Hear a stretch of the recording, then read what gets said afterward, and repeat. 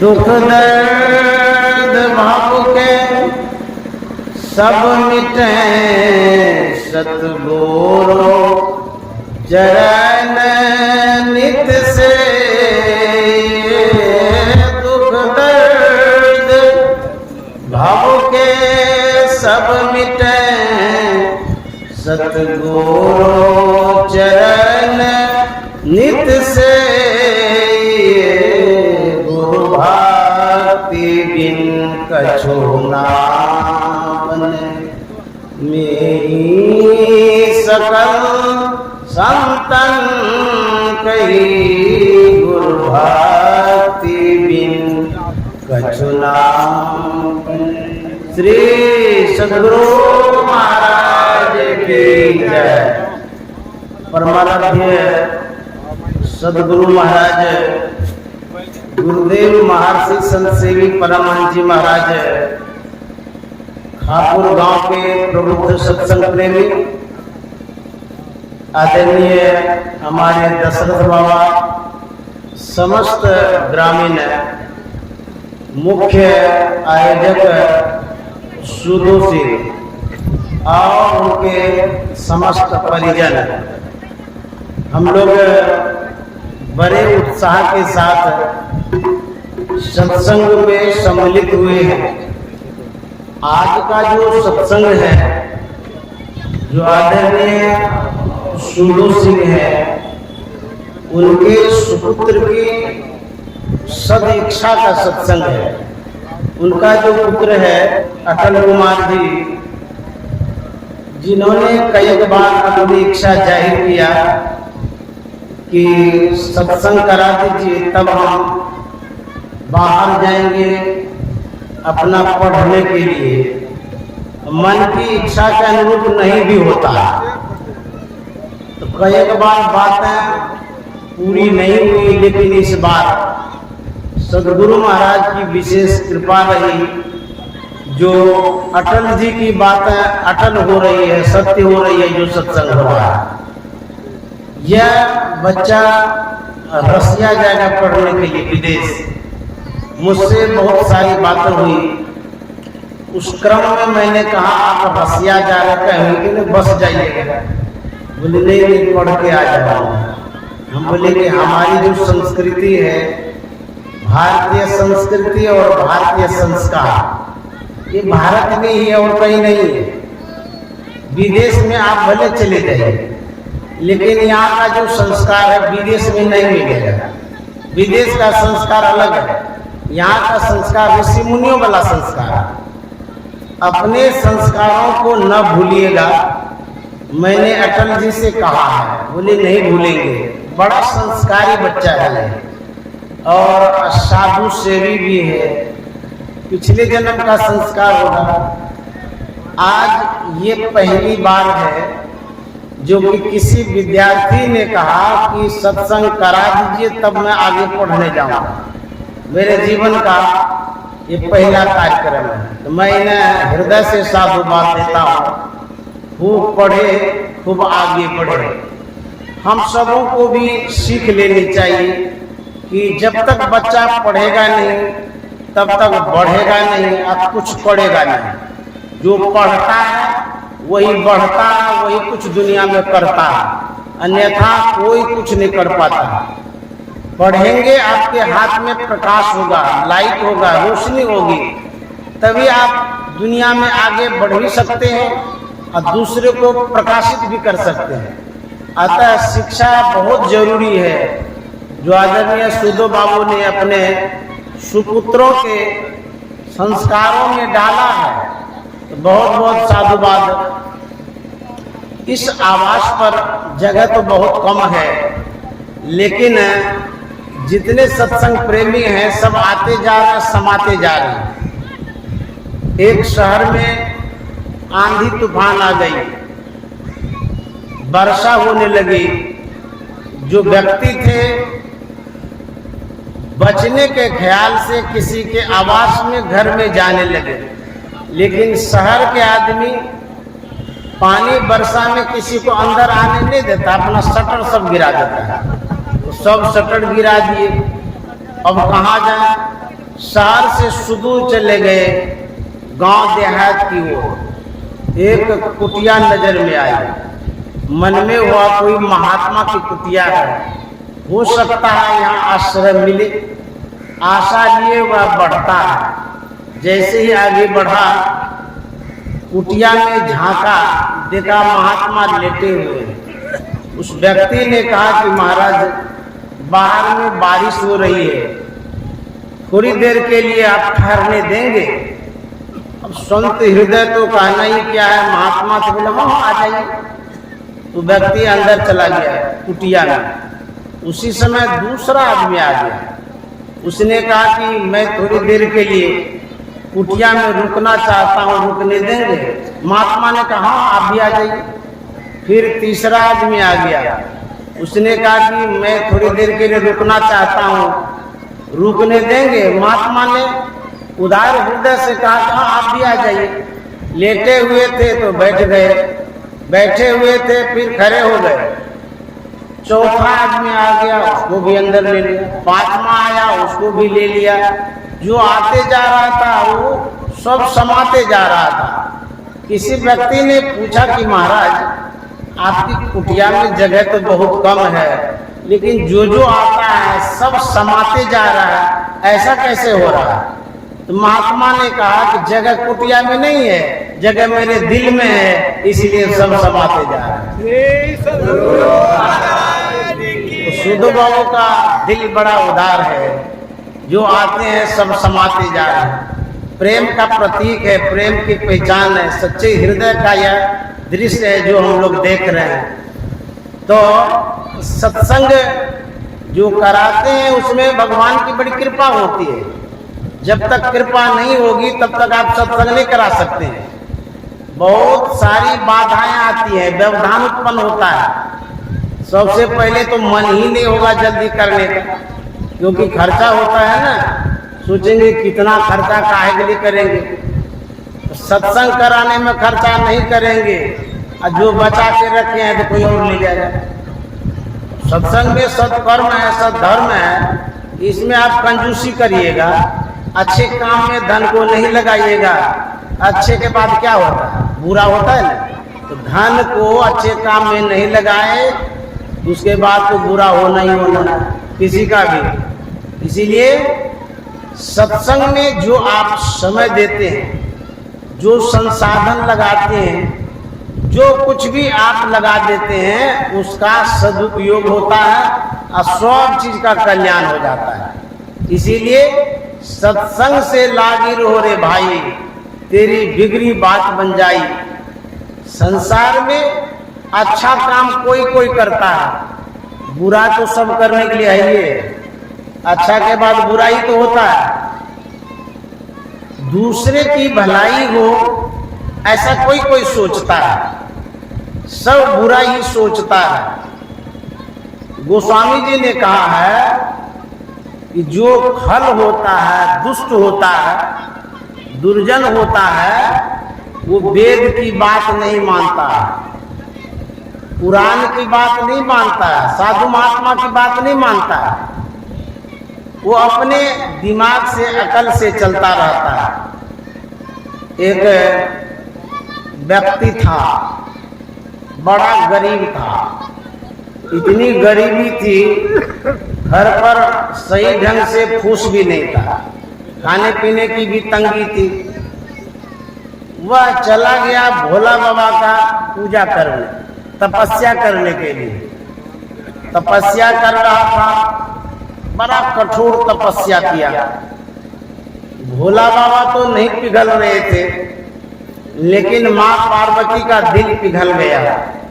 उसने कहा कि बाबा, आपकी तपस्या में बेचारे इतना मेहनत कर रहा है, इतना कठिन तपस्या कर रहा है, कम से कम दर्शन दे दीजिए, आशीर्वाद दे दीजिए।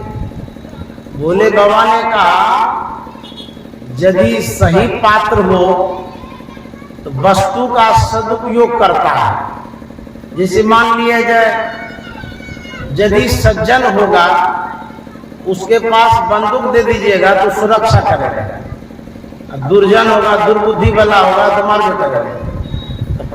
वस्तुएं जो होती हैं, जो पात्र होता है, उसके अनुरूप उसका सही उपयोग होता है। भोले बाबा ने कहा वो सज्जन आदमी नहीं है, दुष्ट प्रवृत्ति का है, उसको आशीर्वाद देंगे, दुरुपयोग करेगा तो बोले कुछ नहीं करेगा, आप आशीर्वाद दे दीजिए।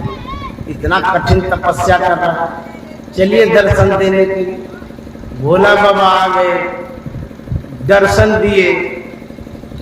भोला बाबा ने कहा कि तुम क्या चाहते हो, जो जो तुमको चाहिए वो हमको बता दो, हम तुरंत पूर्ति कर देंगे। वह जो तपस्वी था वह लिस्ट बनाने लगा, नमक, हल्दी, मिर्च, जीरा, मरीच, चावल, दाल आदि का। बोले कि अरे क्या बना रहा? बोले लिस्ट बना रहा। बोले लिस्ट काहे के लिए बनाता? बोले कि जितना हमको चाहिए उसी का हम लिस्ट बना रहे हैं। बोले कि लिस्ट उस्ट मत बनाओ, मैं एक साधन देता हूँ, उस साधन के द्वारा एक बार में सब कुछ हो जाएगा। बोले सो क्या? बोले कि मैं एक घंटा देता हूँ, तुम्हारे मन में जो कामना है उसके अनुरूप तो जो भी चाहेगा घंटा बजा देगा, हो जाएगा। बोले बड़ी अच्छी बात है, दीजिए। तो भोला बाबा घंटा दे दिए। घंटा लेकर के वो घर गया। वह गया तो पत्नी से कहता है कि तपस्या सफल हो गया। बोले क्या हुआ? बोले कि भोले बाबा प्रसन्न होकर के हमको घंटा दिए। पत्नी कहती घंटा से क्या घंटा होगा? बोले कि इसमें सब गुण है, चमत्कारिक घंटा है। बोले क्या गुण है? बोले कि इसमें एक गुण है कि जो कहेंगे उसके अनुरूप आपूर्ति हो जाएगी। अच्छा ऐसा है? बोले हाँ ऐसा ही है। तो पत्नी ने कहा कि तुरंत आप बोलिए कि ये वो घर हो जाए। तो उसने कहा कि देखिए इस घंटा में भोले बाबा ने ये भी कहा है कि यदि आप एक चीज मांगेंगे तो पड़ोसी को डबल हो जाएगा। बोले हो जाएगा तो अच्छा ही है ना, परोपकार हो जाएगा। हमको एक होगा उसको दो हो जाएगा तो बढ़िया है, सब खुशी प्रसन्न हो जाएंगे। बोले नहीं, तपस्या हम किए, मेहनत हम किए, प्रसन्न हम पर होकर के भोले बाबा घंटा दिए और दूसरे को लाभ मिलेगा, ऐसा हमसे हो ही नहीं सकता, ये हमको बर्दाश्त नहीं है। बोले बड़ा विचित्र बात, तब घंटा लिए क्यों? बोले ले लिए हैं लेकिन हमको लाभ हो न हो, दूसरे को भी लाभ होने हमने देंगे। गजब बात है भाई। बोले कि इसको हम बंद कर देते हैं अलमीरा में और खोलना नहीं, हम जा रहे हैं परदेश कमाने के लिए, जो गरीबी है वो दूर हो जाएगी। देखिए कैसा दुष्ट होता है, अपना भी वो लाभ नहीं लेता है, दूसरे को भी लाभ नहीं लेने देता है। चला गया परदेश। गरीबी इतनी थी, उनकी पत्नी घबराने लगी। एक तो भोले बाबा ने घंटा दिया, उसका भी ये उपयोग नहीं कर रहे हैं, ये रखा किस लिए? कैसा आदमी है, दूसरे को लाभ हो जाएगा इसलिए बंद कर दिया घंटा को। हम बजाएंगे घंटा, वो निकाल ली। उसके बाद घंटा से वो कहती है कि हे भोले बाबा ये आपका घंटा है, हमको घरों नहीं है, एक बढ़िया घर दे दीजिए। तो बोल के बजा दिया, एक घर हो गया। अब पूरे गांव में सब दो दो घर हो गया। सब गांव वाला खुश हो गया, प्रसन्न हो गया कि बाप ये कैसे हो गया। उसके बाद उसकी पत्नी कहती है कि पानी पीने की व्यवस्था नहीं है, ऐसा करिए मीठा जल वाला एक ठो कुआं दे दीजिए। जैसे कामना किया, एगो कुआं उसके घर के आगे में हो गया और सबके घर के आगे में दो ठो हो गया। सब खुश हो गया।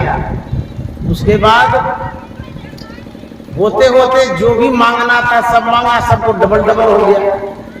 जब पति गांव लौटता है तो गांव का दृश्य बदल गया था। देखा कि यहाँ तो देखते हैं सबके पास घर डबल डबल हो गया, कहीं पत्नी घंटा तो नहीं बजा दिया। उसी का ये होगा कमाल, बजा दी होगी। हम चले गए थे बाहर, पत्नी के पास वो जाता है और बोलता है तुमने घंटा बजा दिया क्या? बोले हाँ बजा दिया। बोले तुमने ऐसा क्यों किया? बोले अरे अपने भी तकलीफ और दूसरे को भी तकलीफ हो रही थी, इसीलिए हम सोचे कि हमको जितना मिलेगा वही ठीक है, दूसरे को डबल मिलेगा तो मिलेगा, इसीलिए हम बजा दिए। बोले लाओ घंटा। तुमने सब गड़बड़ कर दिया, चौपट कर दिया। उसके पति ने कहा कि तू ये ठीक नहीं किया, अब हम घंटा बजाते। तो घंटा से वो कहता है हे भोले बाबा आपने दिया है घंटा, हमारा जो है ना एक आंख फूट जाए तो सबका दो दो आंख फूट गया। फिर भोले बाबा से कहता है हे भोले बाबा वो जो कुआं है ना, कुआं का चबूतरा ऊपर वाला वो सब हट जाए, प्लेन हो जाएगा जमीन के बराबर में, सब गिर गिर के मर जाएगा। वैसा ही हो गया। उसके बाद हमारा एक घर समाप्त हो जाएगा, सबका घर समाप्त हो गया। जितना आदमी था सब कुआं में गिर करके मर गया। जो स्वर्ग जैसा घर था वो नरक बन गया। ऐसा दुष्ट प्रवृत्ति का आदमी जो होता वही करता है। इसलिए संत महात्मा कहते हैं सज्जनों का संग करिए, संतों का संग करिए। हमारे गुरु महाराज ने जिस समाज का संगठन किया, जिस समाज को संगठित किया, जिस समाज का निर्माण किया है वो कैसा समाज है? गोस्वामी जी कहता है सुजन समाज, सकल गुण खानी।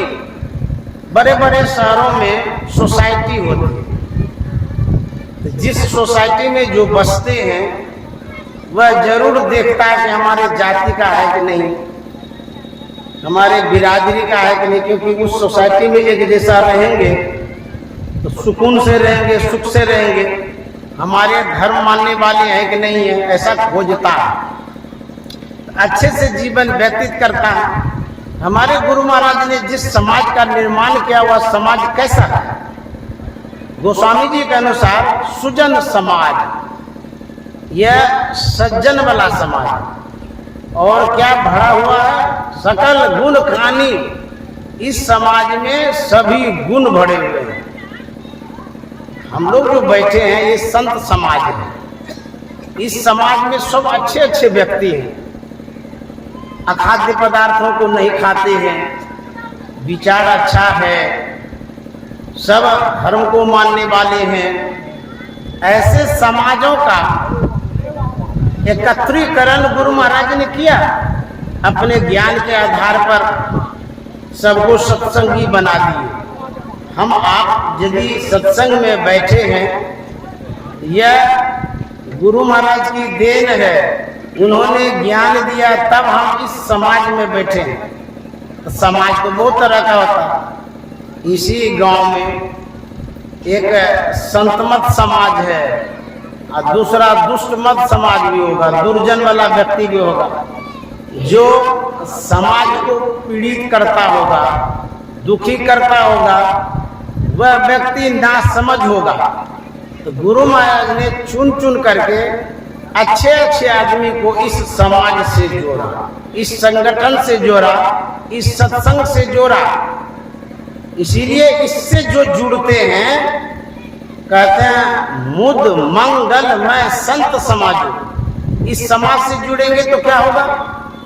खुशी होगी, मंगल होगा, प्रसन्नता होगी, जीवन आपका सुखमय होगा। यहाँ जो भी बातें कही जाती है, अच्छी बातें कही जाती है, आपको कोई दुख तो नहीं हो रहा, किसी को ज्ञान की बातें कही जाती है। इस समाज को बढ़ाने में गुरु महाराज ने, संत महात्मा ने विशेष योगदान दिया है, उनकी विशेष भूमिका रही है। इसीलिए हम लोग संत समाज के लोग कहलाते हैं, साधु समाज के लोग कहलाते हैं। आपका जो परिचय है, यदि हम पूछेंगे क्या परिचय है, आप अपना नाम बताएंगे, राम है, दिनेश है, गणेश है आदि। लेकिन यहाँ पर सामूहिक रूप से यदि परिचय लेंगे तो कहेंगे सत्संग प्रेमी। यह भी एक परिचय आपका है। आप सत्संगी हैं ये परिचय है आपका। नाम जो है वो अलग परिचय है, लेकिन सत्संग प्रेमी है, सत्संगी है, ये संत समाज के व्यक्ति का परिचय है। हम लोग सत्संगी हैं। तो गुरु महाराज ने बड़ी कृपा करके इस संत मत समाज को जोड़ा, एकत्रित किया है। इसीलिए संत महात्मा कहते हैं इसमें खुशी और मंगल मिलती है। आप अपने जीवन में क्या चाहते हैं? यदि बच्चे से पूछेंगे, होशियार होगा तो वो भी कहेगा हम सुख चाहते हैं। पढ़े लिखे होंगे तो भी कहेंगे सुख चाहते हैं। उसके बाद और बड़े होंगे तो भी कहेंगे सुख चाहते हैं। एक स्वर से सब कोई कहेंगे कि हमको सुख चाहिए। अच्छा, कौन सुख नहीं चाहता? दुख चाहते हैं कोई? नहीं, दुख क्यों चाहेंगे? सब सुख चाहते हैं। सुख कहाँ मिलेगा? भोले बाबा ने कहा है, गिरजा संत समागम समन लाभ कछुआन, बिनु हरि कृपा न पावे गावे वेद पुराण। यदि आप लाभ चाहते हैं, मन इच्छित लाभ, जो आपके मन में कामना है, यह जो संत समाज है इसमें आने से मन इच्छित फल मिलता है। यह सत्संग कल्प वृक्ष के समान है, इसीलिए इसमें आना चाहिए। आप कोई भी काम करते हैं, किसी स्तर के आप व्यक्ति हैं, चाहे वो विद्यार्थी हो, किसान हो, जॉब करने वाला हो, कोई भी हो, यदि आपको कुछ समझ में नहीं आता है तो आपको कैसा कदम उठाना चाहिए? गोस्वामी जी ने सुझाव दिया है, बताया है, जो मार्ग श्रुति साधु दिखावे, देहि मग चलत सबय सुख पावे। सुख ही तो खोज रहे हैं, सुख कैसे मिलेगा? जिस रास्ते को, मार्ग को साधु महात्मा बतलाते हैं, वेद का जो मार्ग है उसको यदि आप अपनाते हैं, जो जो अपनाएंगे सबको सुख मिलेगा, सबय सुख पावे। यह एक वेद का रास्ता है जो संत मत बतलाता है। यह एक साधु का रास्ता है जिसमें हम लोग आप बैठे हैं। हमारे गुरु महाराज ने कहा है, जनली पिटोरे प्यारे जग पर देसवा, सुख कछु इहवान ही।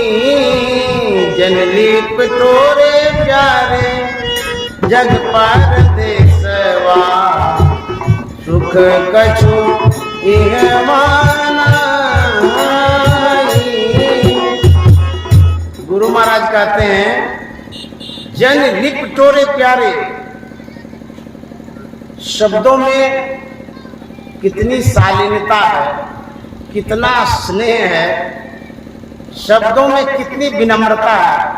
प्यारे शब्द सबके लिए नहीं लगाते, बच्चों के लिए लगाते हैं, हमारा प्यारा बाबू। गुरु महाराज कितना प्यार से कहते हैं, ऐ प्यारे, संसार के लोगों को कहते हैं, मत लिपटिए संसार। जैसे कोई बच्चा है और यदि सांप पकड़ना चाहे, ये बाबू सांप मत पकड़ो, काटिए ले गए, कहते हैं ना। या आग के तरफ बढ़े, बोले अरे बाबू तू उधर क्यों जाता है? तो गुरु महाराज कहते हैं, संसार में मत लिपटिए। ऐसा क्यों कहते हैं? इसलिए कहते हैं कि यह संसार आपके सहयोगी नहीं होंगे। किस समय? जब संसार से जाएंगे। यह संसार का जो भी संसाधन है, जो व्यवस्था है, उस दिन कोई काम में नहीं आएगा जिस दिन आपका शरीर छूट जाएगा। कहते हैं, जनली पटोरे प्यारे जग पर देसवा, सुख कछु इहवान ही। गुरु महाराज स्पष्ट बतलाते हैं संसार कैसा है। यह परदेसवा काल कुभेसवा, जोरे आवे दुख पाही। यह परदेसवा काल कुभेसवा जोरे आवे दुख पाही, जनली पटोरे प्यारे जग पर देसवा, सुख कछु इहवा। यहाँ खापुर में एक कला भवन है, सरकार के द्वारा वह प्रदान किया गया है। कला भवन क्यों बनाया गया है? संगीत की जो विद्या है उसको वहां जाकर के कोई प्राप्त करा, चाहे ढोलक हो, हारमोनियम हो, तबला हो, कुछ भी। सिर्फ कला भवन है कि वहां कला भी होती रहती है। यदि कला नहीं होती तो कला भवन है कि काला भवन है? कम से कम यहाँ गाने बजाने वाला तो होना चाहिए।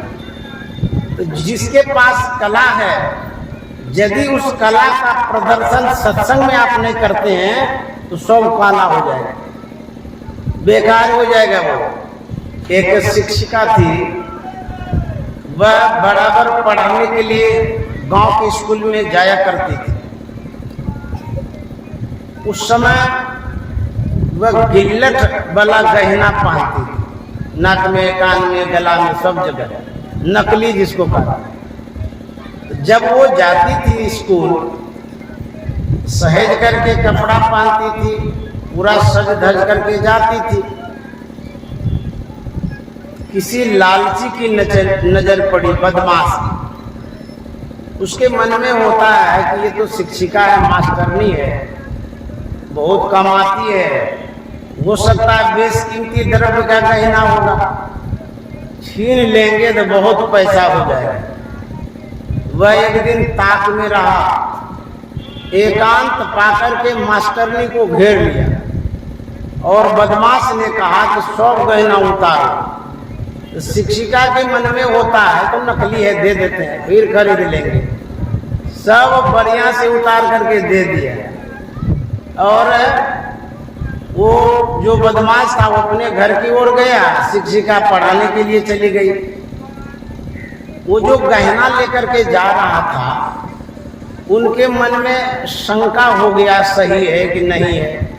अरे आप तो सही समझ करके ने छीने थे, यदि नकली था तो छीने का। देखिए, जब तक अज्ञान अवस्था में रहेंगे, अंधकार में रहेंगे तो भूल भरम हर बार। आपके पास राजा हरिश्चंद्र भी आ जाएगा, आप उसको सही नहीं कहेंगे। क्यों? आपके पास पहचानने की क्षमता नहीं है, वैसी दृष्टि नहीं है कि उसको सही रूप में आप राजा हरिश्चंद्र जान सकते हैं। तो जो भी आपके पास वस्तुएं हैं उसमें भी आपको भ्रम होवे करेगा। उसके मन में हुआ सही है कि नहीं है। एक बार जौहरी के पास ले जाते हैं, जांच करा लेते हैं, पता चल जाएगा कि ये नकली है असली। वो गया सोनार के पास, सोनार से कहता है जितना गहना है इसको आप चेक करिए, ये सही है कि नहीं है। तो सोनार आग लगाता है कोयला में। जब आग धधकने लगी, उस सभी गहनों को लिया और गहना को उस आग में डाला। जैसे डाला सब हो गया काला। तो सोनार कहता है ये तो सब नकली है। बदमाश है, नकली है। हाँ, आप कहाँ से लाए सब नकली? अब कैसे कहेगा कि हम छीन करके लाए, बदमाशी करके? ये तो प्रतिष्ठा वाली बात है। चोर बदमाश को भी प्रतिष्ठा होती है। तो वो बोला अच्छा नकली है।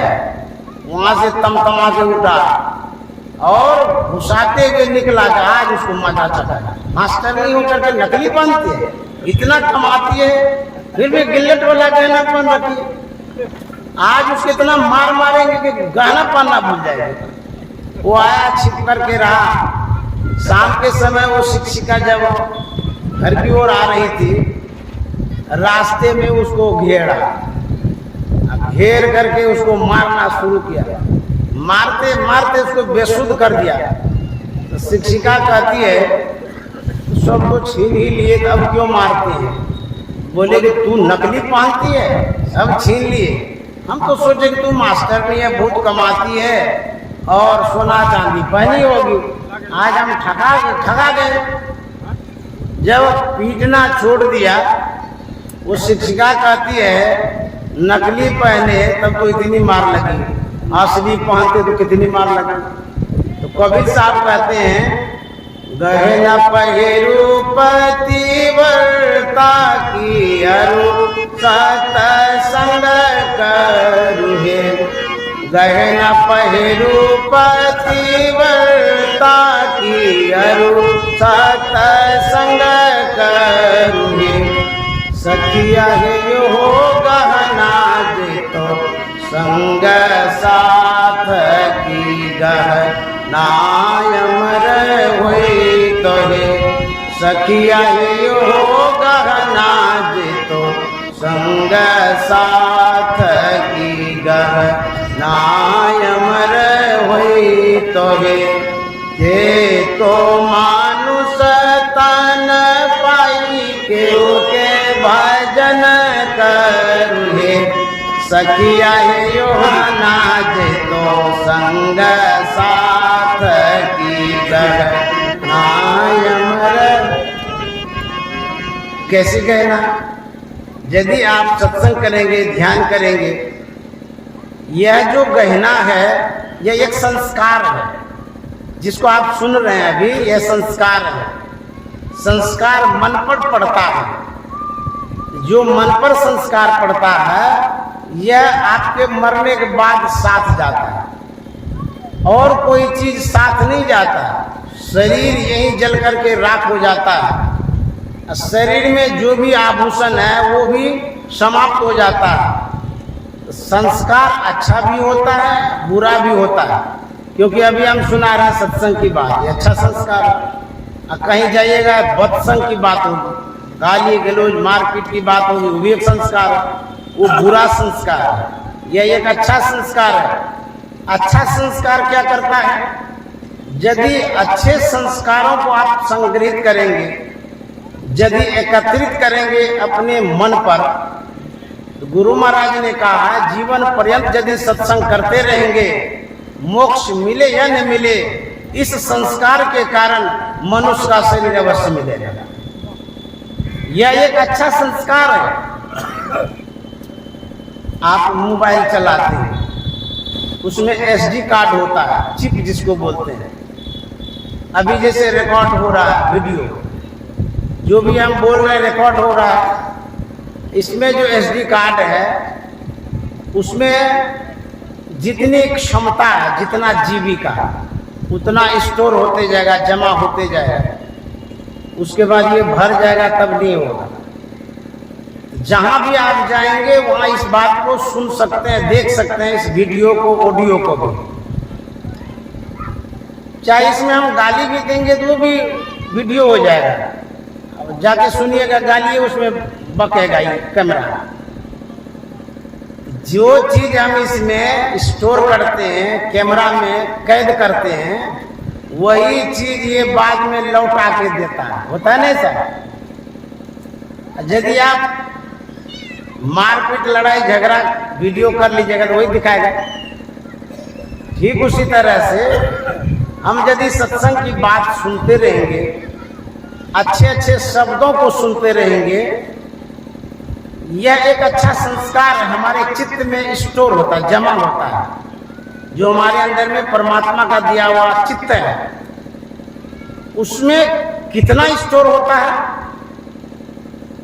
अनंत जीवन भर स्टोर होते रहे।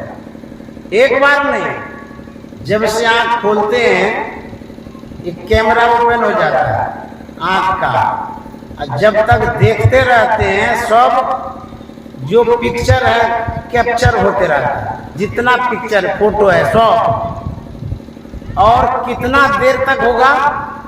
सीसीटीवी में भी तो कम कैपेसिटी होता है, 2-4 घंटा 5 घंटा में भर जाता है, 8 घंटा में 10 घंटा में भर जाता है।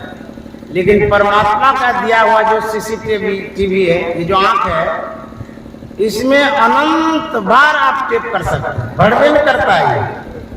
यह जो संस्कार है जिसको आप सुन रहे हैं अभी, जिसको आप देख रहे हैं, यही संस्कार आपके साथ जाएगा और मनुष्य शरीर दिलाएगा। जैसा आप शब्द सुनते हैं वैसा ही आप बनते हैं। एक कीड़ा है, भृंगी कीड़ा, आपके घर के कोने में वो मिट्टी का घर बनाता है। कभी आप ध्यान देंगे तो पता चलेगा वो क्या करता है। घर बनाते बनाते जब छोटा छेद रहता है उसमें पिल्लू पकड़ के लाता है और उसमें बंद कर देता है। बंद करके अपना शब्द सुनाते रहता है। सुनाते सुनाते सुनाते वो जो पिल्लू पकड़ के लाया था वो अपने जैसा ही बना देता है। शब्द में यह गुण है कि आप जैसा सुनिएगा वैसा बनिएगा।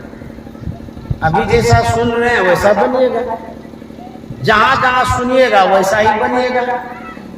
गोस्वामी जी ने कहा ना, काक होई पिक बकौ मराला, कौवा कोयल हो जाता है, बगला हंस हो जाता है।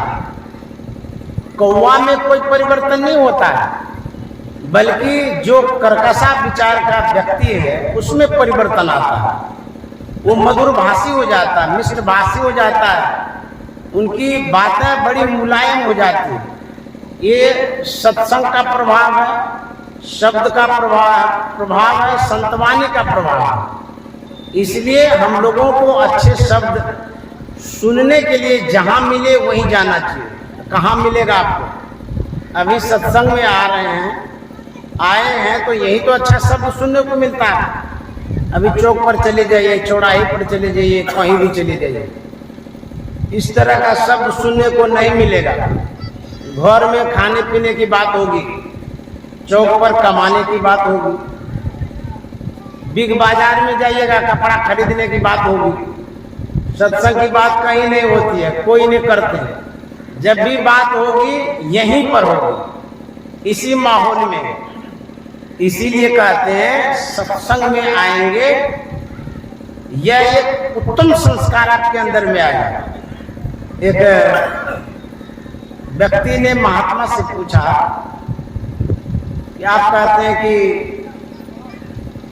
मरेगा तो जो सत्संग भजन नहीं करता नरक हो जाएगा, अन्यत्र योनि में चले जाएंगे, गाय भैंस घोड़ा सब बन जाएगा, ऐसा कैसे हो सकता है? बोले हाँ, यदि आपके अंदर में संस्कार नहीं होगा तो होना ही पड़ेगा। उस व्यक्ति ने कहा कि महात्मा जी ये बतलाइए, जब हम मकई का बीज बोते हैं तो मकई का फसल काटते हैं। बोले हाँ, ये तो बात सही है। गेहूं का बोते हैं, गेहूं का फसल काटते हैं। बोले ये भी बात सही है। मटर आदि जो कुछ भी बोते हैं वही ना फसल काटते हैं। बोले हाँ। बोले मनुष्य शरीर में आए हैं, यदि यह शरीर छूटेगा तो फिर मनुष्य शरीर क्यों नहीं मिलेगा? महात्मा ने जवाब दिया, आप जो कह रहे हैं कि मकई बोते हैं तो मकई मिलता है, गेहूं बोते हैं तो गेहूं मिलता है, एकदम 100% सही बात है। मैं आपसे ये पूछता हूँ, जरा बताइए, जिस बीज को आप, मकई के बीज को आप बोना चाहते हैं, हम उसको कढ़ाई में भूज देंगे, बालू में गरम करके भूज देंगे और फिर उसको बोएंगे तो क्या उगेगा?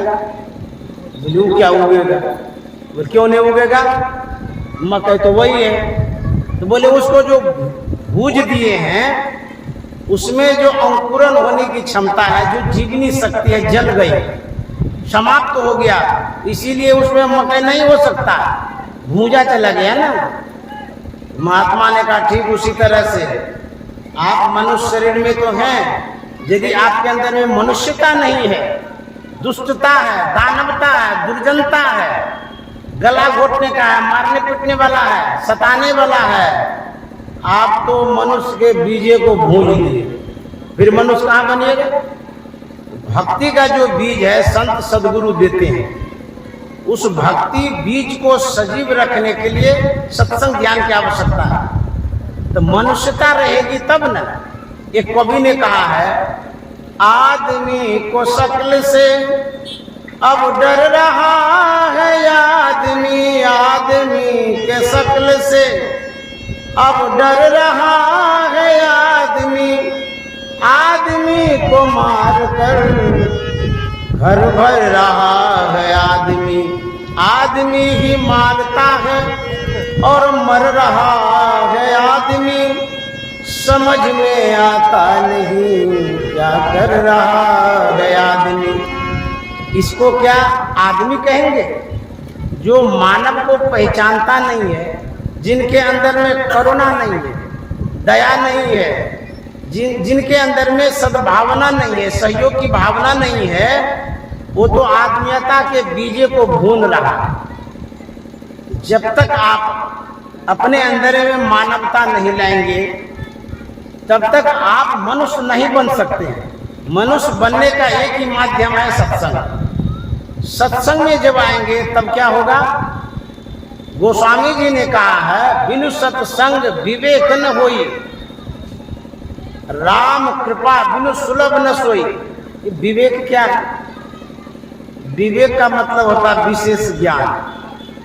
कोई कहेगा हमारे पास तो बहुत ज्ञान है, पढ़ने का ज्ञान है, पढ़ाने का ज्ञान है, खाने का ज्ञान है, आने का ज्ञान है, बोलने का ज्ञान है। ये विशेष ज्ञान नहीं है, यह सिर्फ वह ज्ञान है जिससे आप भौतिक जीवन को चला सकते हैं। विवेक का मतलब होता है बुद्धि।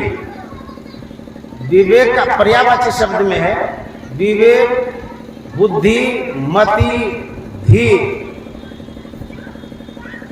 जो हम लोग पुरुष वर्ग में श्री लिखाते हैं, श्री माने होता श्रेष्ठ, श्रीमान बोलते हैं ना, लिखते हैं ना, लेकिन माताओं के नाम में श्रीमती लगाते हैं। ऐसा क्यों? देखिए, जो ज्ञानी होंगे वही सोच करके ये शब्द बनाए होंगे श्रीमती।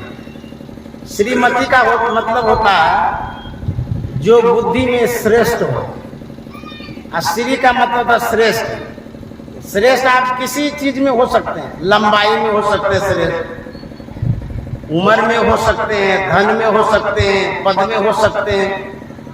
श्रेष्ठता किसी में भी आप प्राप्त कर सकते हैं, लेकिन मति जो है ये पुरुष वर्ग में नहीं है, सिर्फ महिला में है। श्रीमती, मति में बुद्धि होती है, और धी मन में बुद्धि होती है। हम लोग बोलते हैं ना धिया जमाई। जो धिया जमाई है, धिया बेटी को कहते हैं, और जमाई मतलब बेटी की जो पति है। धिया शब्द लगा दिया उसमें। लड़की जो होती है वो भी बुद्धिमती होती है, महिलाएं जो होती है वो भी बुद्धिमती होती है। कितना अच्छा शब्द है, श्रीमती। बुद्धि में श्रेष्ठ महिलाएं होती है, अब पुरुष श्रेष्ठ खाली होते हैं। अब किसमें श्रेष्ठ होता है ये कोई था पता नहीं। अब बुद्धि में होते हैं कि नहीं होते हैं तो पता लगाते रहे। तो गोस्वामी जी कहते हैं कि जब तक आप सत्संग नहीं करेंगे तब तक आपको बुद्धि नहीं हो सकती है। कौन सी बुद्धि? श्रेष्ठ बुद्धि, उच्च बुद्धि, अच्छी बुद्धि। गोस्वामी जी कहते हैं सत्संग की बड़ी आवश्यकता है। बिनु सत्संग विवेक न होई। सत्संग नहीं करेंगे तो विवेक नहीं होगा, बुद्धि नहीं होगी, अच्छी बुद्धि नहीं होगी। वेद में एक मंत्र आया है, ईश्वर के तत्व ज्ञान को प्राप्त करने के लिए पहले बुद्धि योग अर्थात सत्संग करना चाहिए। परमात्मा के तत्व ज्ञान को प्राप्त करने के लिए बुद्धि की आवश्यकता है। वहां पर अर्थ में बुद्धि योग शब्द आया है। बुद्धि योग क्यों कहा गया है? जब तक ढेर बुद्धि नहीं होगी तब तक आप परमात्मा को नहीं जान सकते। एक बुद्धि से काम नहीं चलेगा। अभी तो एक बुद्धि है, बोलने की बुद्धि है, कमाने की बुद्धि है, इसी में तो ढेर बुद्धि है। कहते नहीं, परमात्मा को जानने की जो बुद्धि है, जो संत महात्मा बतलाते हैं, वो ढेर बुद्धि होनी चाहिए। इसीलिए उसमें कहा गया है बुद्धि योग, वेद के अर्थ में दिया गया है। तो बुद्धि का योग कब होगा? जब बहुत सत्संग करेंगे। तुलसी साहब ने कहा है, जग बेहोश बूझे नहीं, संत मते की बात लात जमताते मारे। संत मत की बात को जो बेहोश व्यक्ति है बेहोश का मतलब ये नहीं कि वो शराब पीकर बेहोश है, उससे भी बेहोश होता है।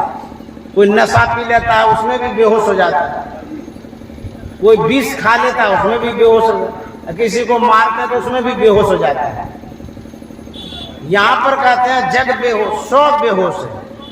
बेहोश है ना, बेसुध, बेखबर, जो जरूरी बात है उससे आप दूर खड़े हैं, कोई मतलब ही नहीं रखें, इसको कहते हैं बेहोश। यदि आप होश में नहीं रहेंगे, सावधान नहीं रहेंगे, होगा क्या? काल अचानक मारसी, ज्यों तीतर को बात। मौत कब होगी, कैसे होगी, किसी को पता नहीं। कोई भी कारण हो सकता है, अचानक मौत हो जाएगी, मर जाएंगे, तब क्या होगा? धन धरा पर धरे रह जाएगा और सब छोड़ छाड़ करके आप चले जाएंगे। इसीलिए गुरु महाराज ने कहा है, मास आसीन जगत वासिन, चेत चित में लाइए, जीवन थोरो है क्यों, जगत में गफलाइए, जीवन थोरो है क्यों, जगत में गफलाई। गुरु महाराज कहते हैं, मास आसीन जगत पास, ऐ संसार में बसने वाले लोगों सावधान हो जाओ, चेत चित्त में लाइए। क्यों सावधान करते हैं? गुरु महाराज कहते हैं, ना भयो जग काहू को, कितनों को अपनों कियो, करी जतन जो याई त्याग्यो, शांति सुख सोई। गुरु महाराज कहते हैं, यदि आप शांति चाहते हैं, सुख चाहते हैं, दो शब्द है, शांति और सुख। शांति भी चाहते हैं, सुख भी चाहते हैं, कहता करी जतन जो याही त्यागियो। किसका त्याग करने कहते हैं? जिसमें आपकी आसक्ति हो गई है, लगाव हो गया है, जिससे आप चिपके हुए हैं, अलग होना नहीं चाहते। किससे चिपके हैं? धन से, परिवार से, कुटुंब से, समाज से, संसार से। कहेंगे तो इसको क्या करेंगे? गुरु महाराज का त्याग दीजिए, छोड़ दीजिए इसको। कहेंगे सब यदि छोड़ देंगे, संसार की जो व्यवस्था है वो तो चढ़मड़ा जाएगी। छोड़ करके सब कहाँ जाएंगे, कोई था पता तो है नहीं। लेकिन गुरु महाराज का यहाँ यह कहना नहीं है कि घर परिवार सब छोड़ दीजिए। तो क्या कहना? अनासक्त जग में रो भाई, जग में रहो लेकिन अनासक्त रहो, कोई लगाव झुकाव नहीं होना चाहिए। भजन करिए। गुरु महाराज ने कहा भजन धन ही खास हो। देखिए धन का कितना प्रकार है, रुपया भी धन है, गाय भी धन है, जमीन भी धन है, घर भी धन है, बेटा भी धन है। लेकिन गुरु महाराज कहते हैं भजन धन, भजन धन के लिए कहते खास हो, भजन धन ही खास हो, फिर त्रास क्या करे। जो व्यक्ति भजन धन को खास मान लेगा उसके जीवन में त्रास नहीं होगा। त्रास का मतलब होता है जैसे किसी को प्यास लग जाती है, गला सूखने लगता है, त्रास लग गया है। जो आपदा है, विपदा है, जो दुख है, जो कष्ट है, संकट, इसको त्रास कहते हैं। यदि भजन को धन समझ लेंगे आपके जीवन से दुख दूर हो जाएगा। इसीलिए गुरु महाराज कहते हैं इसको त्यागिए।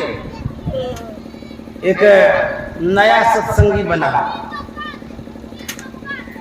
वह जब प्रथम बार स्तुति विनती करता है, एक शब्द गुरु महाराज का उन्होंने पढ़ा, सब प्यारा परिवार और संपत्ति नहीं भावे। जैसे पढ़ा वो चौंक गया, बोले अरे बाप रे बाप, ये क्या गुरु महाराज लिख दी।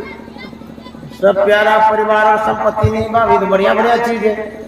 प्यारा परिवार किसको नहीं भावे, संपत्तियों नहीं भावे, हमको तो सब भावे, इसलिए हम नहीं गावे। गाना ही बंद कर दिया। उसके बाद वो जब दूसरे जगह सत्संग में गया, वो तो गा नहीं रहा था ये दोनों लाइन को। फिर स्तुति विनती हुई, वहां पर वो चुप हो गया डर के मारे। तो जब चुप हो गया तो लोगों ने पूछा कि ये क्यों नहीं गाते हैं आप, सब प्यारा परिवार और संपत्ति निभाओ। तो बोले इसमें समझ में नहीं आता क्या लिखा हुआ है।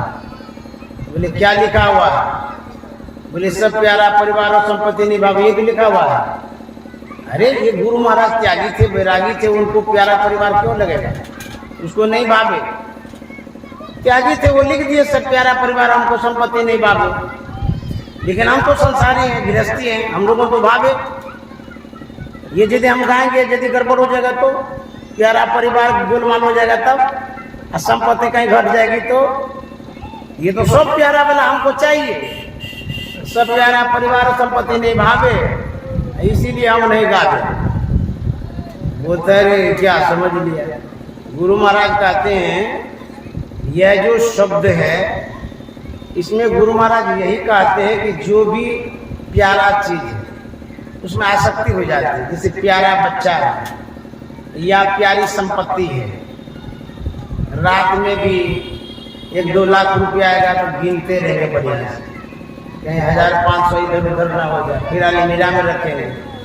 कोई तकिया के नीचे भी रख लेता है, उसके बाद उसको सहेज के रखता है। इतना प्यारा है, छोड़ना नहीं चाहता है। गुरु महाराज कहते हैं यदि संसार के वस्तुओं में ही आपका मन गड़ा रहेगा, वही प्यारा लगेगा, तो भजन कहाँ प्यारा लगेगा? एक ही चीज तो प्यारा लगेगा। दो संग न वही ग्वालो हसब ठठाई फुलाऊ गालो, या तो संसार अच्छा लगेगा या तो साधना अच्छी लगेगी, दो में से एक ही होगा। तो गुरु महाराज कहते हैं हमको इसमें आसक्ति न हो जाए। जो धन संपत्ति परिवार है, आप ऐसी कृपा कर दीजिए। गुरु महाराज का एक पद है, हे प्रेम रूपी सतगुरु प्रेमी मुझे बना दो, प्रेमी मुझे बना दो, हे प्रेम रूपी सतगुरु। गुरु महाराज अपने गुरुदेव से प्रार्थना करते हैं हमको प्रेमी बना दीजिए। किसके प्रेमी? आप अपना प्रेमी बना लीजिए। लोग दोस्त बनाते हैं, फ्रेंड बनाते हैं, मित्र बनाते हैं, प्रेमी बनाते हैं। मैं कहता हूं आप मित्र बनाइए, फ्रेंड मत बनाइए।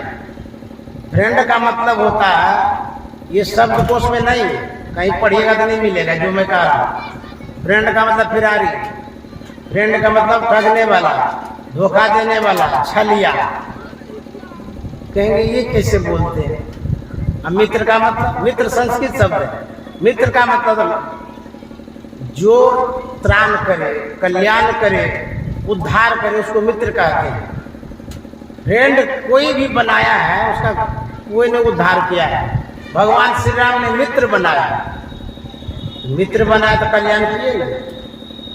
फ्रेंड अंग्रेजी शब्द है, हम पहले भी कहे थे, जो शब्द आप सुनते हैं उसमें गुण होता है।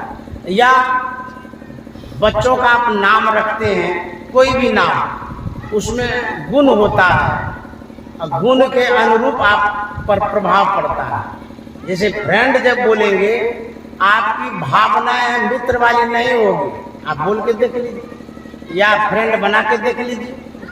यदि एक मित्र शब्द का उपयोग करते हैं, उसमें मुलायमता है, विनम्रता है और बहुत सुकून भी लगता है मित्र सुनकर।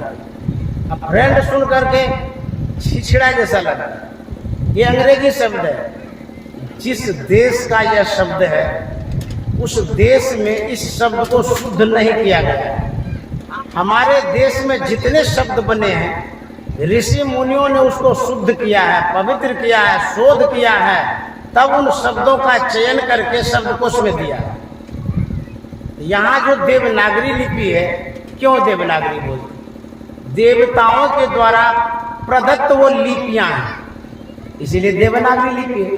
तो हमारी देवनागरी लिपि है और विदेश की देवनागरी लिपि नहीं है। उसको अंग्रेजी शब्द बोलते हैं।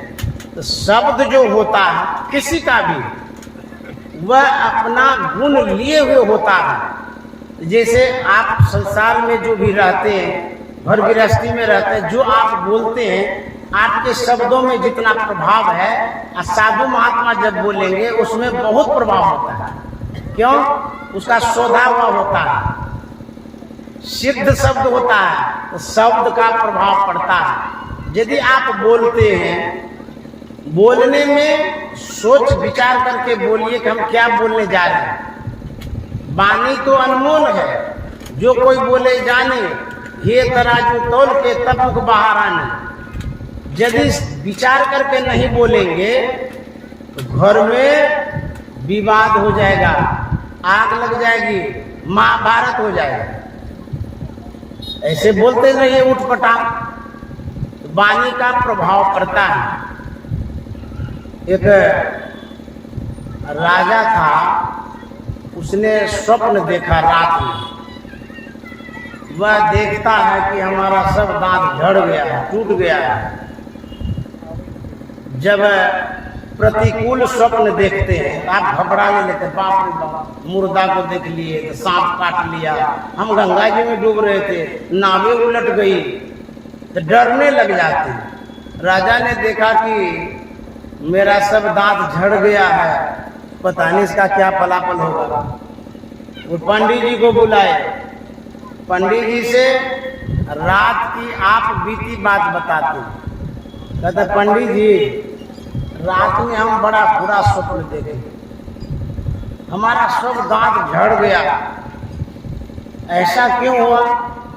अच्छा, जो स्वप्न शास्त्र है, स्वप्न का शास्त्र भी होता है, उसमें स्वप्न का फल बताता है, इसका ये फल, इसका ये फल, किताब होता है उसका। पंडित जी ये बतलाइए, हम जो देखे सब दांत झड़ गया है, इसका क्या फल होता है? पंडित जी ने कहा कि राजा साहब क्या कहेंगे, आपके रहते आपका जितना परिवार है सब मर जाएगा। बोले बाप रे, ऐसा? बोले हाँ। गुस्सा आ गया राजा को, बेवकूफ पंडित क्या बोल दिया। बोला इसको हाथी के पैर के नीचे कुचलवा दो। तो हाथी लाया, राजा के आ गया, हाथी के पैर के नीचे कुचलवा दिया, बेचारा चला गया संसार। फिर ज्योतिषाचार्य को बुलाया, उससे कहा गया कि हमको ये बतलाइए, हम जो स्वप्न देखे हैं रात में, सब मेरा दांत झड़ गया है, इसका क्या फलाफल होता है? बोलने की क्या कला होती है, बोलने में जो अंतर होता है वही बतला रहा है। बात एक ही है लेकिन अंतर बतला रहा है। ज्योतिषाचार्य का राजा साहब, आप दीर्घायु हैं, लंबी आयु, भाग्यशाली हैं, आप तो बहुत दिनों तक जीवित रहेंगे। राजा साहब खुश हो गया, बोला इसको हाथी इनाम में दे दो। अच्छा जरा सोचिए, दोनों बात तो एक ही है, लेकिन सिर्फ अंतर हो गया बोलने में। ये कवि ने कहा, बातों हाथी पाइए, अब बातों हाथी पाओ। जो आप बोलते हैं कहीं भी, कैसे बोलेंगे जो हमको सुकून और सुख मिलेगा?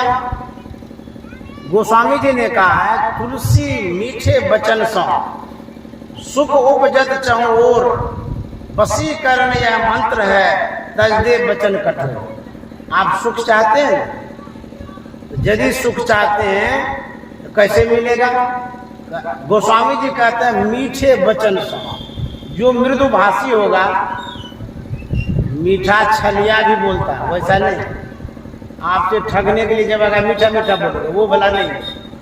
छल प्रपंची भी बड़ा मीठा मीठा बोलेगा, बड़ा बड़ाई करेगा, वो वाला नहीं, बढ़िया वाला।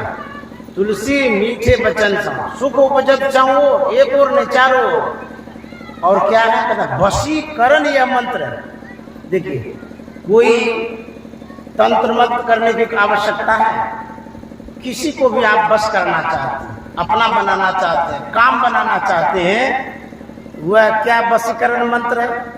गोस्वामी जी कहते हैं मीठा वचन ही वशीकरण मंत्र। आप ऑफिस गए, मान्य कार्यालय, ब्लॉक चले गए, वहां घर धरा के गए, और वहाँ जो ऑफिसर है वीडियो साहब उसे कहते हैं कि देखिए मेरा सब पेपर सही है, इसको ठीक से कर दीजिए।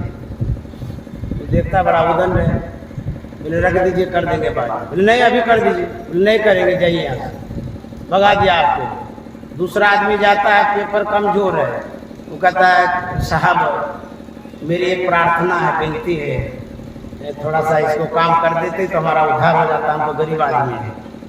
लाओ लाओ तुरंत साइन कर देते। देखिए पैसों ने दिया।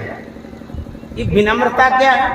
सब काम आप हैं, घर में भी आप हैं, घर में भी विनम्रता से काम कर सकते हैं। एक तो आदमी गुस्सेल होता है, बहुत गुस्सा होता है। मान लीजिए किसी से थोड़ी सी गलती हो गई, अब बरसना शुरू कर देते हैं। विनम्रता से काम कर लीजिए, सब काम आपका बन जाएगा। गुरु महाराज की बड़ी अच्छी घटना है। गुरु महाराज कितने विनम्र थे, उस विनम्रता से हुआ क्या, इस कहानी में यही बात है। 1933 ईस्वी की बात है।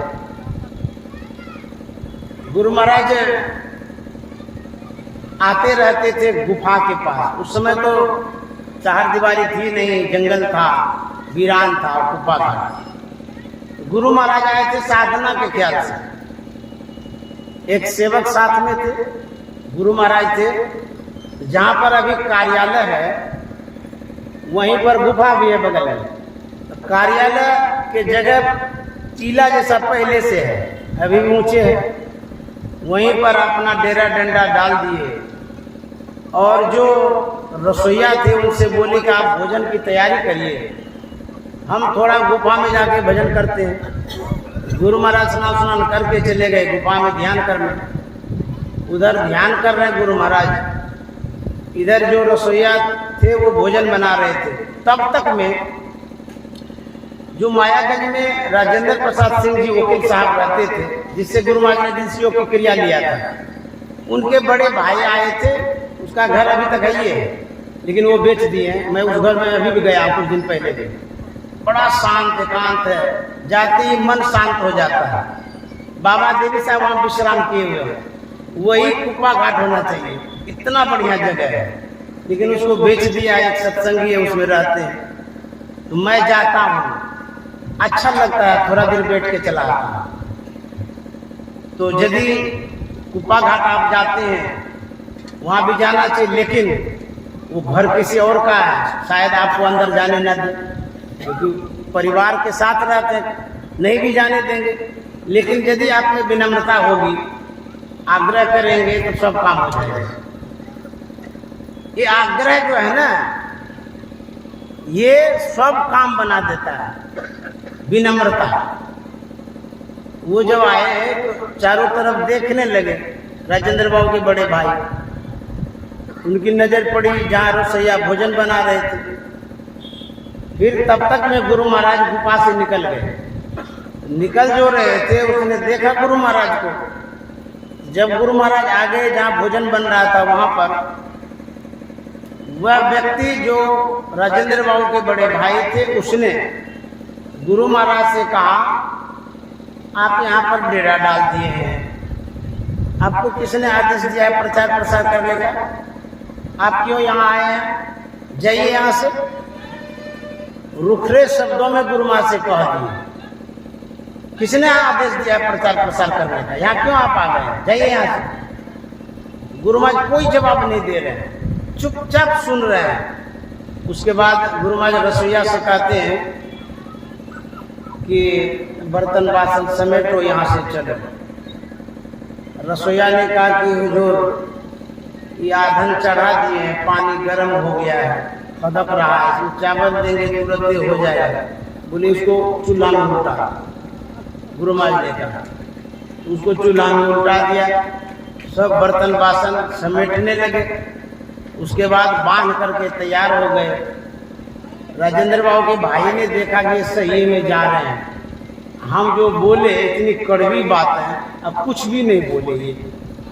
उसके बाद देखिए क्या होता है। गुरु महाराज जब कहे कि चलो, तो राजेंद्र बाबू के बड़े भाई ने कहा कि मेरी बातों से आपको दुख हो गया, ठेस लग गई, इसीलिए आप जाने ही लगे।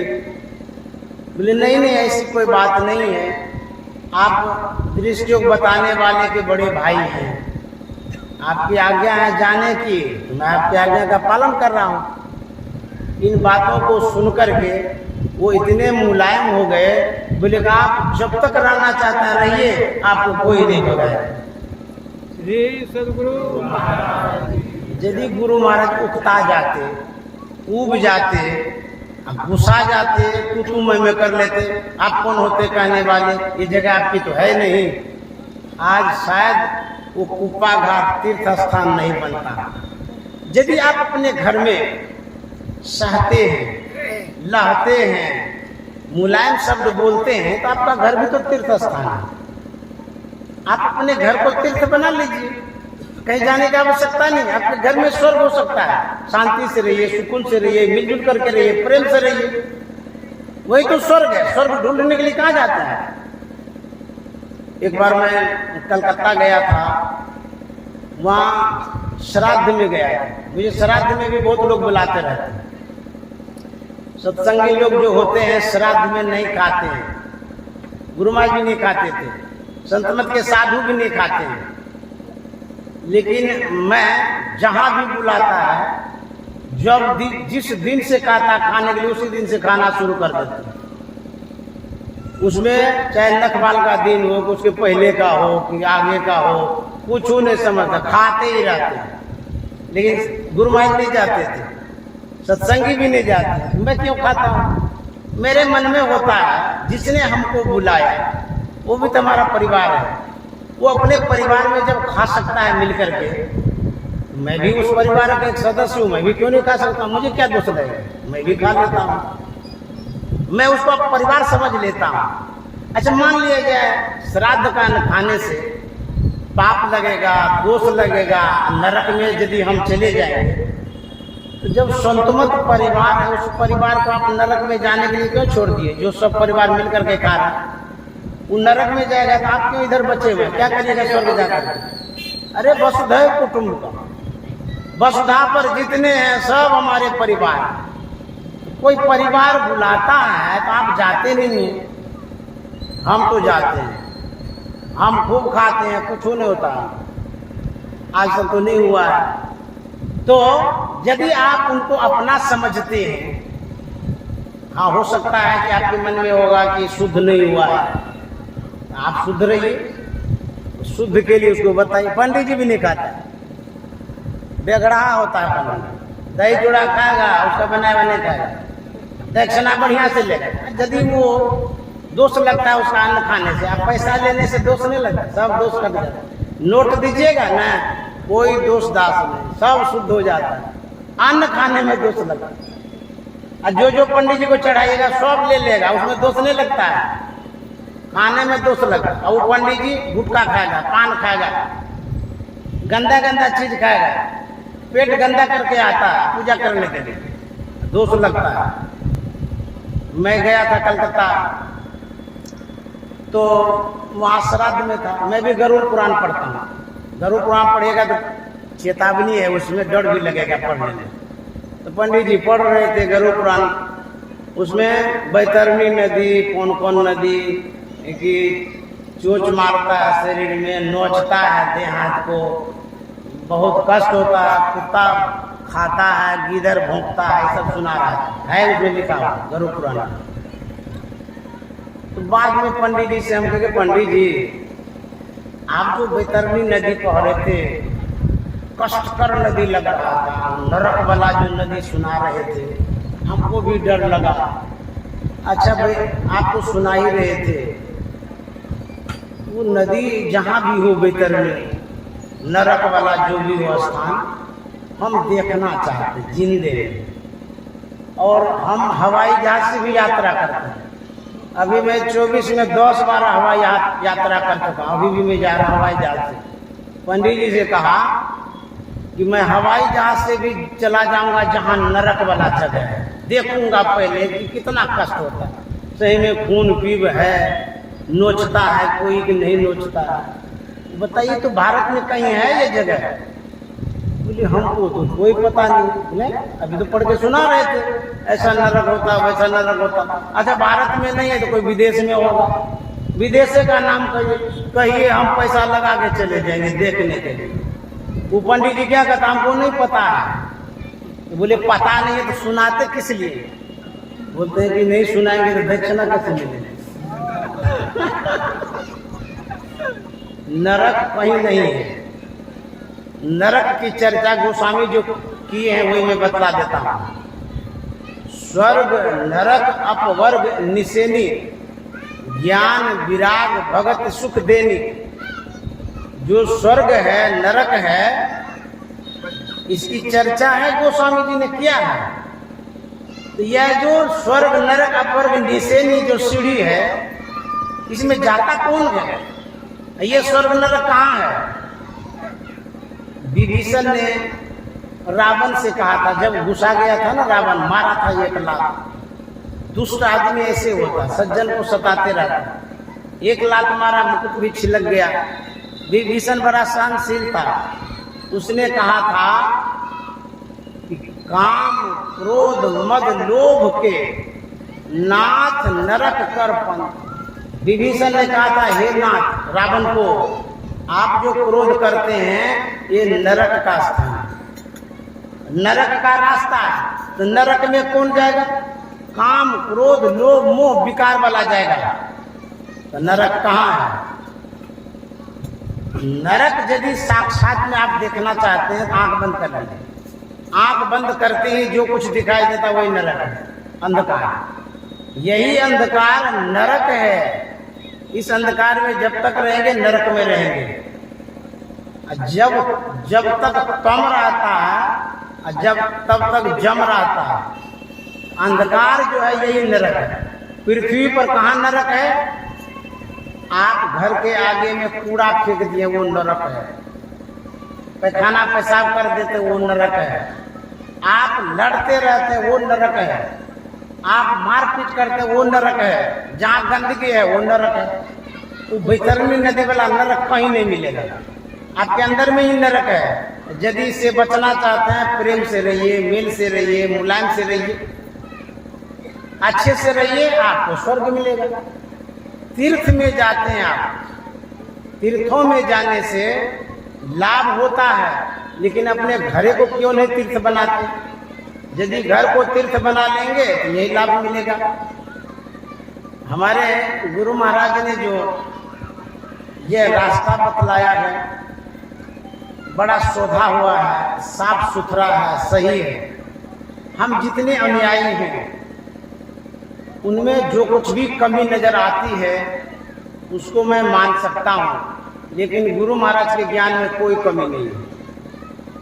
आप खोज करके देखिए, कोई भी गुरु महाराज के बात को यदि काट देंगे तो मैं आपके चरणों में नतमस्तक हो जाऊंगा। जैसे हॉस्पिटल है, हॉस्पिटल में सब तरह का मरीज आते रहता है। अब कोई मरीज सही से जो दवाई है उसका उपयोग न करे, जो औषधि है सही ढंग से न ले, बीमारी उसकी ठीक ना हो, तो क्या आप कहेंगे हॉस्पिटल की कमी है या डॉक्टर की गड़बड़ी है? बीमारी की भी तो गड़बड़ी हो सकती है। जो मरीज है, पेशेंट है, वो भी तो सही से खा नहीं रहे दवाई। ठीक उसी तरह से हमारे जीवन में कमियां हो सकती है, लेकिन जो गुरु महाराज का ज्ञान है उसमें कोई कमी नहीं, विशुद्ध है, पवित्र है। सुधीर बाबू ने कहा कि लोग जानते हैं कि बुरा कर्म करने से बुरा होता है, फिर भी वो बुरा करता है, छोड़ता क्यों नहीं? इसी का मैं जवाब दे रहा हूँ। जब मैं बंगाल में था, जहाँ आश्रम है बगल में ही एक गरीब परिवार का व्यक्ति था। वो कमाता था, रोज पीता था, उसकी आदत ही ऐसी बन गई थी। जब आप पीते हैं, मतलब शराब पीते हैं, उससे शुगर भी बहुत बढ़ता है, हार्ट में ट्रबल हो जाएगा, दिक्कत हो जाएगी, बाद में लीवर किडनी सब फेल हो जाएगा। उसकी वही स्थिति हो गई। जब शरीर उसका काम करने नहीं लगा तब गया डॉक्टर के पास। डॉक्टर ने चेकअप किया, देखा भला, तो डॉक्टर ने कहा कि आप का जो बॉडी है, जो शरीर है, 7 दिनों तक रह सकता है। उसके बाद आपका शरीर नहीं टिकेगा। यदि आप पीना छोड़ दीजिएगा तो और भी आगे बढ़ सकता है। छोड़िएगा तो कुछ दिन बढ़ सकता है, नहीं तो आप 7 रोज के मेहमान हैं। उसको डॉक्टर साहब ने समझाया बुझाया बढ़िया से। व्यक्ति पढ़ा लिखा नहीं था, गरीब था, वह घर गया, वह जीना छोड़ दिया लेकिन पीना नहीं छोड़ा। अच्छा जरा सोचिए, उसको समझाया गया तो समझते तो होंगे डॉक्टर की बातों को, लेकिन अज्ञानता के कारण, अबोधता के कारण उनको ये समझ में नहीं आया कि जीवन बहुत बड़ी चीज है, इसको बचाना चाहिए। वो पीना छोड़ा ही नहीं, 7 रोज में मर भी गया, बगले में मरा। अब इस बात को इस तरह से हम समझ सकते हैं, जो पाप है उसको हम करते क्यों हैं। एक तो सिंपल सी बात है, समझ नहीं पा रहे। दूसरा उदाहरण हम देते हैं। दुर्योधन से कहा कि दुर्योधन तू इतना पाप क्यों करता है। मार पीट, लड़ाई झगड़ा, जो बेईमानी है, परिवार का है, भाई का है तो आधा उसको दे देना चाहिए। पाप में तुम गर्त रहता है, ऐसा तुम करता क्यों है। तुमको ऐसा तो नहीं करना चाहिए।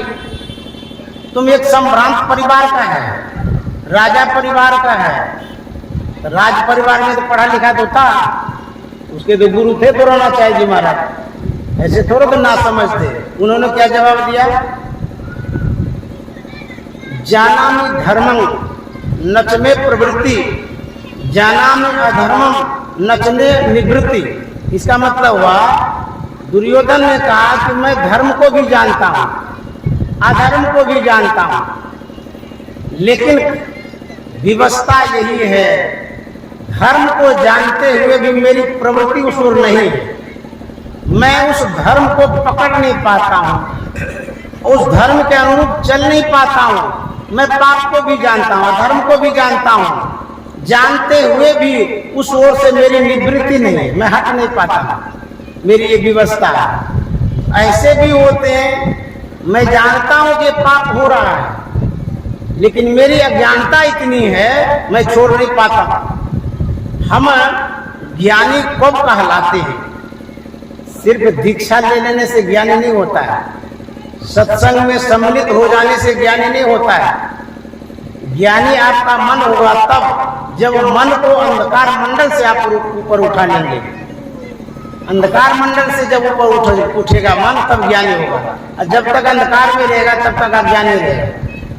आपके घर में पूरा घनघोर अंधकार है, हाथ को हाथ नहीं सूझता तो क्या कर सकते हैं। जिधर जाइएगा ठोकर लगेगी, बहुत मुश्किल हो जाएगा। आप कहीं नहीं जाना चाहते हैं, लेकिन जब प्रकाश हो जाता है सब काम करने लग जाते हैं। उसी तरह से सभी के अंदर में जो अज्ञानता है, अंधकार, ये अज्ञानता का मूल चीज है, अंधकार। तो हम पाप से पूरा तब छूटेंगे जब प्रकाश में जाएंगे।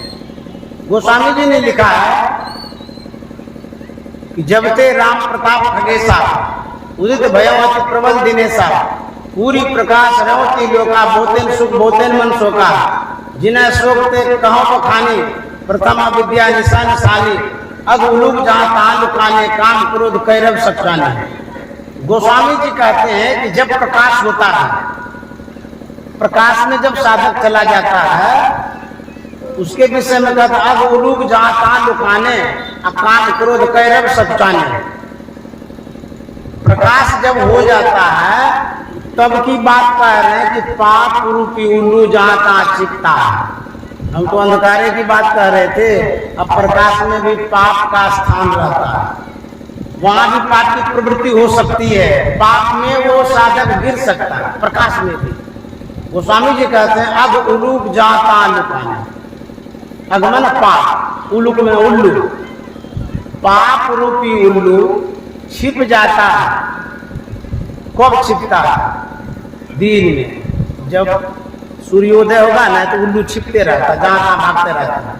छिप जाना और मर जाना दोनों में अंतर है ना। हमारा जो पाप है प्रकाश में भी छिप छिप के पाप करवाता रहता, करता रहता है। अब वो लोग जहाँ तहाँ ले पाए। और काम क्रोध कैरव सट्टन, जो पक्षी है, काम क्रोध लोभ मोह ये सब पक्षी है, ये विकार है। कहते हैं ये विकार सकुचा जाता है। जैसे बदमाश के पीछे पुलिस पड़ी, गुंडा बदमाश किसी के घर में छिप गया, वही पुलिस आ गई। पुलिस आते ही लगा जाता, अरे ये तुम पकड़ा गए। मर तो नहीं गया, लगाना छिप जाना मरने में अंतर है। पाप और विकार प्रकाश में भी प्रभाव डालता है। तब छुट्टी कब होगी? जब से अनहद घोर सुनी, इंद्रिय थकित गलित मन हुआ, आशा सकल सुनी। जब नादानुसंधान की क्रिया करेंगे, मन जब उसमें जुड़ जाएगा शब्द में, सार शब्द में, तब जाकर के जितनी इंद्रियां हैं वो गल जाएगी, मन का अस्तित्व समाप्त हो जाएगा। तब मन पाप नहीं करेगा। इतनी लंबी चढ़ाई है, आप इधरे देखते रहते हैं कि ये करता है वो करता है, तो फिर तो मुश्किल हो जाएगा फिर आगे बढ़ना। तो आपका जो पूछना था मैंने जवाब दिया कि आप सत्संग सुन रहे हैं। अब कोई अभी ठगता होगा, कोई गला घोटता होगा, कोई प्लानिंग करता होगा मारने पिटने का, कोई और भी गांजा भांग पीने में मस्त होगा, हो सकता है कोई ताश भी खेलता होगा। समझ गए? उनको जो फल मिलेगा उसके विचार के अनुरूप मिलेगा। जब उसी ताश खेलने में झगड़ा हो गया, फिर लतियाएगा, उसको जुतियाएगा, गला भी काट देगा। लेकिन आप जिस फल को प्राप्त कर रहे हैं, यहाँ सुख मिलेगा, शांति मिलेगी, ज्ञान होगा, अच्छा फल मिलेगा। ये जो फल है आपके विचारों का परिणाम है। तो संत महात्मा कहते हैं यदि सत्संग से जुड़े रहेंगे, साधु महात्माओं से जुड़े रहेंगे, साधु से झगड़ा भला, साकट से नहीं प्रिय। यदि साधु महात्मा से झगड़ा भी हो जाएगा, आपको जान से नहीं मारेगा, क्योंकि उसके दिल में दया आती है। वो उतने खूंखार नहीं होते हैं। लोग कहा करते हैं कि सिया राम मैं सब जग जानी, करुण प्रणाम जोरी जी पानी, बोलते हैं नहीं। सिया राम मैं सब जग जानी, ये तो आप सुने हैं, पढ़े भी हैं, लेकिन क्या आपने जानी? सिया राम सब जग जाने, तो आपने जाने? आपको समता का ज्ञान हुआ है कि सब जगह भगवान है? नहीं हुआ है। शब्द तो है सिया राम मैं सब जगह, सबको प्रणाम करो, सबसे दोस्ती करो, हिल मिल के रहो। मेरे गुरुदेव महर्षि संतसेवी जी महाराज ने कहा था, ये शब्द सही है, सिया राम में सब जग जानी, करो प्रणाम जोरी जू पानी, सबसे दोस्ती करो। लेकिन नहीं, देश काल पात्र देख करके काम करना चाहिए। देश में न स्थान, काल में न समय, पात्र में न व्यक्ति। किस व्यक्ति के पास आप हैं, बड़ा है, छोटा है, कैसा है, उसके अनुरूप व्यवहार आप करें, तब आप ठीक रह सकते हैं। ये हो गया पात्र। देश मतलब स्थान, आप हैं कहाँ? सत्संग का स्थान है कि विवाह का स्थान है कि कहीं मृत्यु में गए हैं कि लाश जला रहे हैं, यह स्थान हुआ।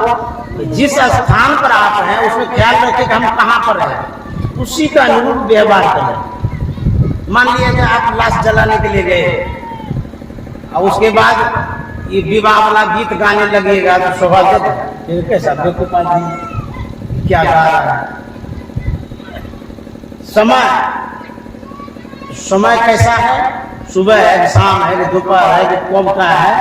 सभी समय को सही ढंग से उपयोग करने के लिए आपको ख्याल रखना पड़ेगा। अब समय सत्संग का हो गया, समाप्त कर दें। अब भोजन का है तो भोजन कर लीजिए, इस समय का ख्याल रखना है। हमारे गुरुदेव ने कहा सबसे दोस्ती मत करो। तब बोले कि देश काल पात्र देख के करो, सही पात्र है कि नहीं, सही आदमी है कि नहीं है, नहीं तो गड़बड़ होगा। उसी की कहानी हम कह रहे थे। एक व्यक्ति था, बाल पाल रखा था, बहुत बढ़िया से खिलाता था, पिलाता था, पूछता था, रखता था। जब नौकरी करता था तो चला जाता था ऑफिस में काम करने, फिर शाम को आता था, फिर बाघ के पास आता था, खिलाता था, सहलाता था। होते होते वह बाघ सयाना हो गया। रोज की भांति उस दिन भी वो बाघ को सहला रहा था। बाघ संजोग से उनके पैर को चाटने लगा। जब चाटने लगा तो उसके जीभ में रुखरापन होता है। बाघ के जीभ में मांस को भी चाट सकता है, इतना रुखरा होता है उसका जीभ। जो चाट रहा था उस सज्जन का पैर का कोमल शरीर जोर से जो चाटा ना, त्वचा फट गया, खून का स्राव आ गया। मानव का खून बाघ के जीभ में जैसे स्पर्श किया तो मानव के खून का प्यासा होता है, बाघ वाला संस्कार कर दिया और जोर से चाटा। उसको बढ़िया लगा, जोर से जो चाटा ना, चमड़ा और फट गया, दर्द हुआ। वह सज्जन पैर पीछे करता है, जैसे ही पैर पीछे किया वह बाघ कंधे पर पंजा डाल दिया। व्यक्ति कहता है नौकर से जल्दी बंदूक लाओ, मार दो उसको, नहीं तो आज हम नहीं बचेंगे, हम कोई खाइए जाएगा। तो नौकर आया, बाघ को मारा, तब जाकर के उसकी जान बची। बाघ को आपने पोसा, पाला, खिलाया, पिलाया, कितना प्यार किया। आपका जानी दुश्मन बना ना, आपको जान मारने के लिए तैयार हुआ ना, वो आपने जो हित किया उसको वो समझा। आपको कितना खिलाई पिलाई, कितना रखे, वो समझा बात। जो संस्कार बाघ प्रवृत्ति वाली होती है वो जब जग जाएगा, दोस्ती पुष्टि कुछ नहीं, 100 गुना घोट दे, मारिए देगा उसे। इसीलिए जो मन हरि विमुखन के संग, जिनके संग कुमति उपजत है परत भजन में भंग। और दूसरी बात, जो गाय है, मान लीजिएगा गाय को आप पालते हैं, खिलाते हैं, पिलाते हैं, बढ़िया से रखते हैं।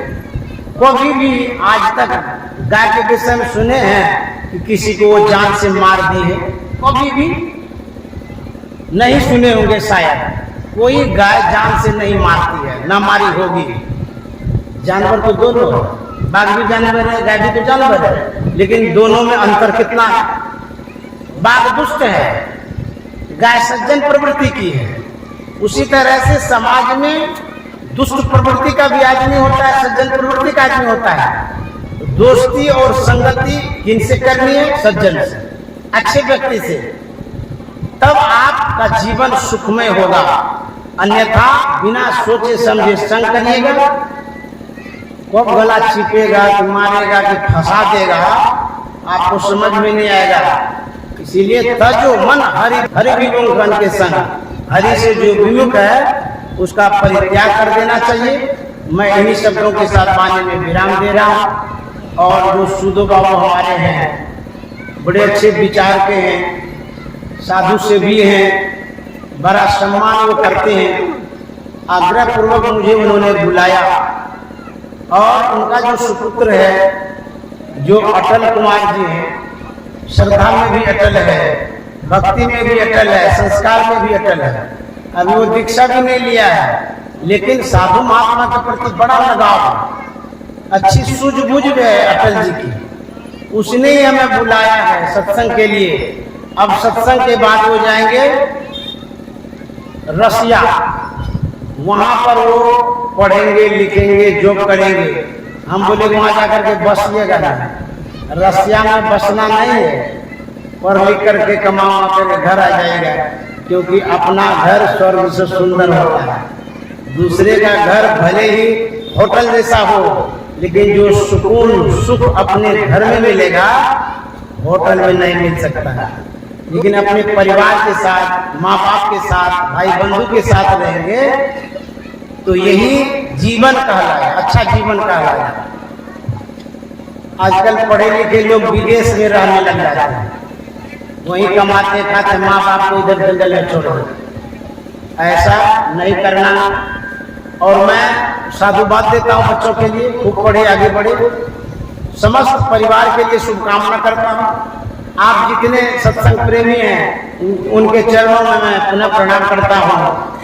और जो छोटे हैं शुभकामना करता हूँ, भले आपको खाना मिले न मिले, लेकिन बच्चों को और बच्चियों को जहां तक संभव होगा अवश्य पढ़ाइएगा। और गरीब से गरीब आदमी भी बच्चे को बच्चियों को पढ़ाइए। यही रोशनी है, यही प्रकाश है, इसी से आप ऊंचा उठ सकते हैं, आगे बढ़ सकते हैं।